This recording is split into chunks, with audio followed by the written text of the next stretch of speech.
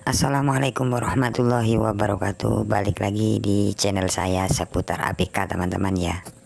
Saya akan membahas tentang pinjaman online legal teman-teman ya, dimana di aplikasi pinjaman online legal ini meskipun legal sering menyebar data ke beberapa kontak kita, misalkan kita telat bayar. Terus video ini karena di sini saya akan menginformasikan atau berbagi pengalaman pinjaman online legal apa sih yang sering sebar data ke beberapa kontak, ilegal maupun legal teman-teman, khususnya yang legal ini teman-teman ya, karena pinjaman online legal tapi masih sebar data. Seharusnya kan tidak kalau sudah legal ya. Online apa saja yang sering sebar data ya, seperti itu.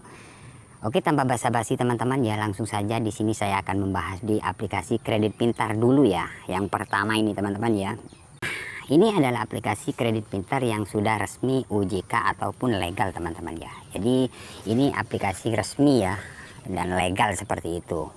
Aplikasi kredit pintar ini sering menyebar data ya ke beberapa kontak kita ya di luar kondar seperti itu. Nah, yang terjerat di aplikasi kredit pintar ya.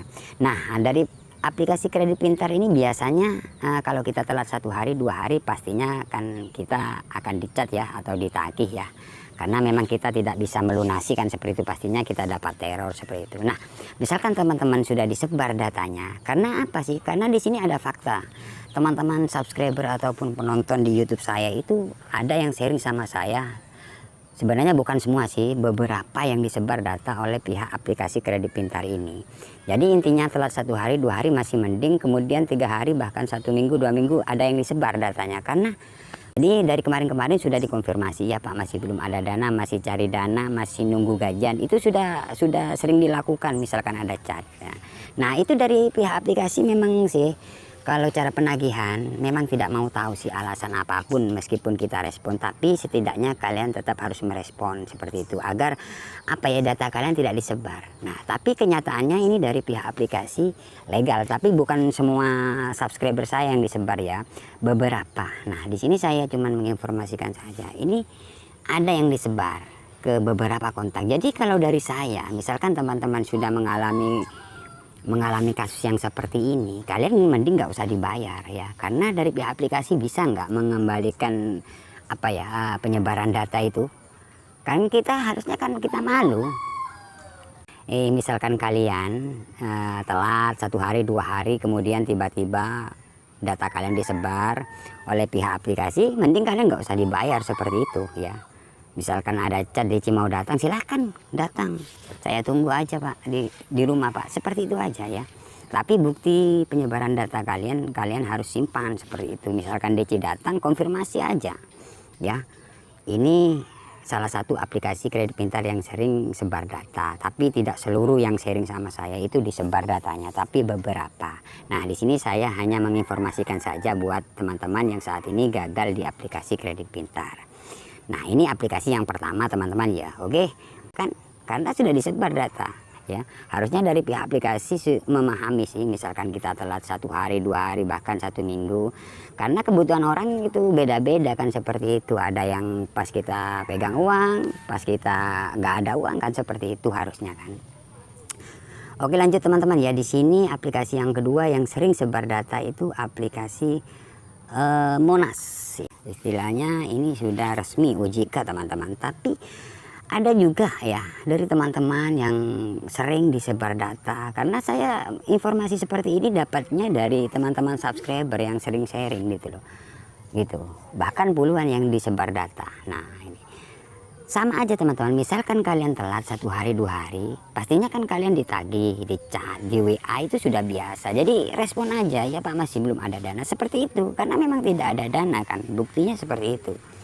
Jadi cukup kalian konfirmasi. Nah, misalkan tiba-tiba dapat 2 hari 5 hari 1 minggu kemudian disebar data, ya mending kalian nggak usah bayar sih ya kan. Dari pihak aplikasi tiba-tiba sudah konfirmasi masih belum ada dana, kemudian tiba-tiba data kita disebar. Nah, mending nggak usah dibayar sekalian. Yang penting bukti penyebaran data kalian simpan aja seperti itu ya. Misalkan ada cat DC mau datang, silahkan datang, saya tunggu. Itu seperti itu juga teman-teman. Jadi intinya misalkan kalian telat bayar di aplikasi pinjaman online legal, kalian cukup respon dengan baik. Nah, kemudian sudah direspon dengan baik, tiba-tiba data kalian disebar, ya kalian nggak usah bayar, ya kan? Seperti itu teman-teman ya. Oke. Nah, ini aplikasi yang kedua. Kemudian yang ketiga teman-teman ya. Kemudian yang ketiga itu KTA Kilat ya. Nah, di sini saya cuma menginformasikan ya, takutnya kalian seperti itu juga. Jadi intinya kalian respon dengan baik seperti itu. Kebanyakan disebar itu teman-teman itu biasanya nggak pernah respon. Meskipun aktif nomor yang didaftarkan tapi tidak pernah respon, itu bisa terjadi disebar data seperti itu ya. Nah, misalkan kalian nggak respon ya terserah kalian. Di sini saya cuma berbagi saja. Misalkan kalian telah di aplikasi KTA Kilat ataupun Kredit Pintar ataupun Monas, itu kalian respon dengan baik, bilang masih belum ada dana Pak, seperti itu dengan baik-baik. Nah, setelah kalian konfirmasi dengan baik-baik masih tetap aja ada penyebaran data, ya mending kalian nggak usah bayar. Nah seperti itu ya, itu dari kami teman-teman ya.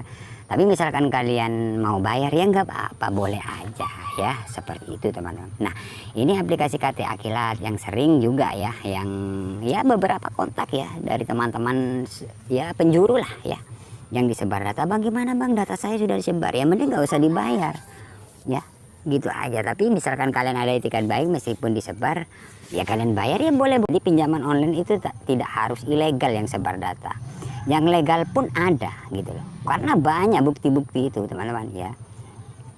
Oke, ini yang ketiga ya untuk aplikasi KTA Kilat ya.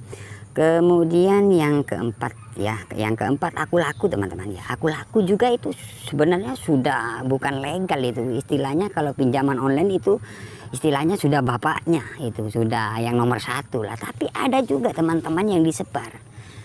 Tetap saya sarankan, misalkan teman-teman sudah gagal di pinjaman online Aku Laku, kalian data kalian disebar ke seluruh kontak ataupun di luar kondar kalian, ya kalian nggak usah bayar, kalian tantang aja, silahkan ke rumah, saya tunggu. Saya mau konfirmasi kenapa data saya disebar.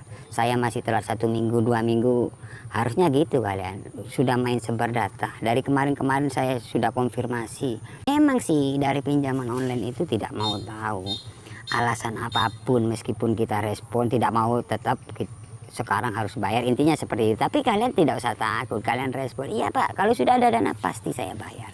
Nah jikalau teman-teman sudah merespon seperti itu, kemudian ada penyebaran data, nah itu ada di pihak kalian juga sih, kalian mau bayar apa enggak. Kalau dari saya nggak usah dibayar sudah teman-teman ya.